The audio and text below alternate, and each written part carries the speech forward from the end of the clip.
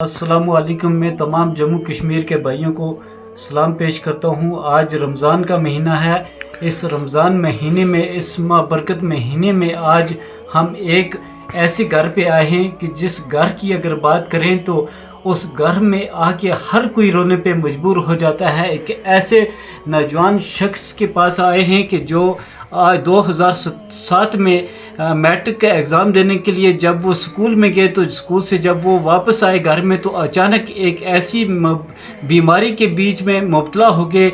ये अला का करना टंगडार का रहने वाला है, दनी इलाकी का, और उस घर का, उस फैमिली का है कि जिस फैमिली के पिछले 1 साल पहले इसके वालिद का इंतकाल हो गया कैंसर की बीमारी से। जो 1 साल लगातार बीमारी के बीच में जूझ रहे थे इसके वालिद साहब, जो कैंसर के बीच में मुब्तला हो चुके थे। उसके बाद इस फैमिली के अंदर जो इसका छोटा भाई है वो मदरसे में पढ़ता था, अचानक गाड़ी के नीचे आके उसका भी एक्सीडेंट हो गया जिसका 1 साल तक इलाज चलता रहा। तो जितनी भी यहाँ इनके घर की आमदनी थी, जो भी इनके पास बचा खुचा मतलब जो खर्चा था, 2 साल तक उसका इलाज चल रहा था। 2 साल तक बचा खुचा जो खर्चा था वो सब उनकी बीमारी में लग गया। तो इनके पास जो भी ज़मीन थी इन्होंने वो ज़मीन भी बेची अपने हस्बैंड का इलाज करने में और अपने बच्चे का इलाज करने में। आज ये माँ श्रीनगर बीच बिमना के बीच में अपने बच्चे को लेके आई है अपने बच्चे का इलाज करने के लिए, कि वो बच्चा जो मैट्रिक का एग्ज़ाम देने के बाद अचानक जो एग्ज़ाम देने के बाद जो एग्ज़ाम अधूरा रह गया, आधे पेपर हो गए लेकिन आधे पेपर इसी तरह रह गए। इनके साथ जो भी इनके साथी थे उनका एग्ज़ाम हुआ, आज वो कॉलेजों में पढ़ते हैं, लेकिन ये बच्चा एक ऐसी बीमारी के बीच में मुब्तला हो गया जिसको न्यूरोलॉजी बीमारी कहते हैं। और इनके टांगें भी काम नहीं करती, इनके हाथ भी काम नहीं करते, इनकी ज़बान भी काम नहीं करती। एक ऐसी खतरनाक बीमारी है कि इनके हाथ, इन अपने हाथ से खाना भी नहीं खा सकते।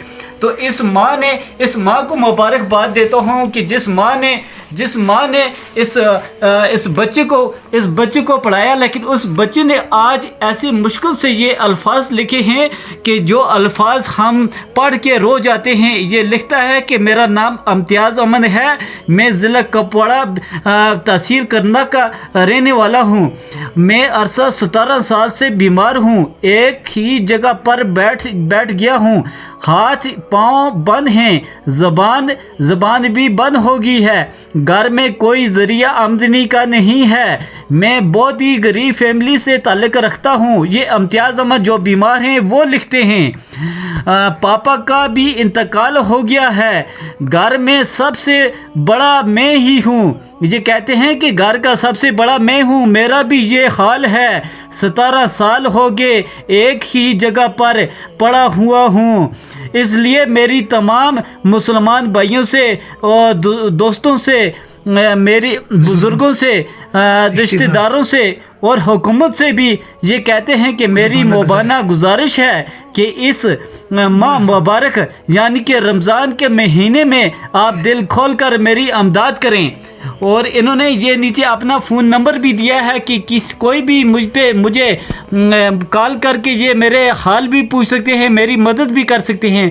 और इन्होंने साथ में अपना अकाउंट नंबर भी ख़ुद अपना लिखा है, इम्तियाज़ अमन जो इनका अकाउंट नंबर है, ये इनका अकाउंट नंबर है। ये साथ में अपना अकाउंट नंबर भी ये ख़ुद देते हैं, अपने हाथ से ये देते हैं।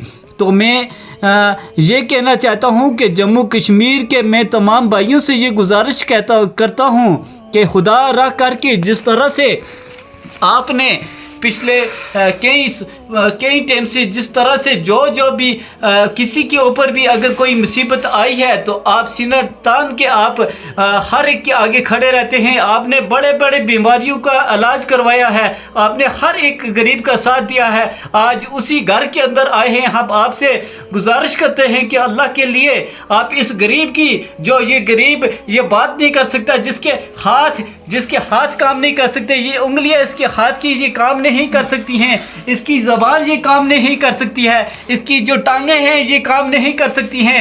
ये व्हील चेयर पे जाके बोलता है, ये व्हील चेयर पे जाके घूमता है हॉस्पिटल के अंदर।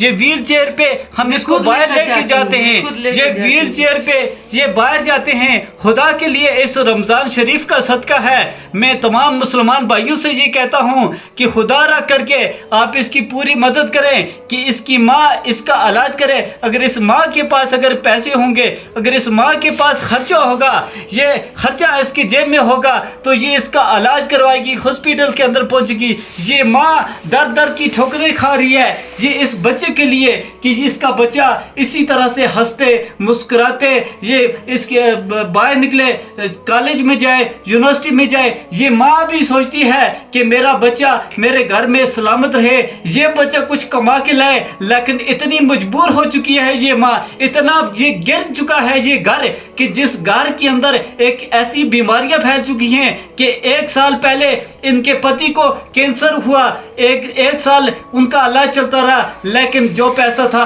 खर्च हो गया, उनकी आखिर डेथ होगी। उसके बाद अचानक इनके छोटा जो इसका भाई था, इस बीमार का जो भाई था, उसका एक्सीडेंट हो गया। 1 साल आज भी उसका ट्रीटमेंट चलता है हॉस्पिटल के अंदर। उसके इसका जो दाएं टांग थी वो टूटी हुई थी। उसके बाद 17 साल हो गए ये बच्चा इसी तरह बिस्तर में पड़ा है। इसको उठा के बाथरूम में लेके जाते हैं, इसको अपने हाथ से खाना खिलाते हैं, इसको पानी अपने हाथ से पिलाते हैं। ये मजबूर हो चुका है कि कोई भी अल्लाह का वली, कोई भी मुसलमान भाई, कोई भी ऐसा शख्स जो मेरी मदद करे, ये सिर्फ हमसे मदद चाहता है। इस दुनिया में क्या रखा है मेरे भाइयों, इस दुनिया में क्या रखा है? इस दुनिया में यही हमारे काम आएगा कि अगर हम किसी गरीब की, किसी बीमार की हम अगर काम आएंगे कि वो बीमार अगर किसी भी वजह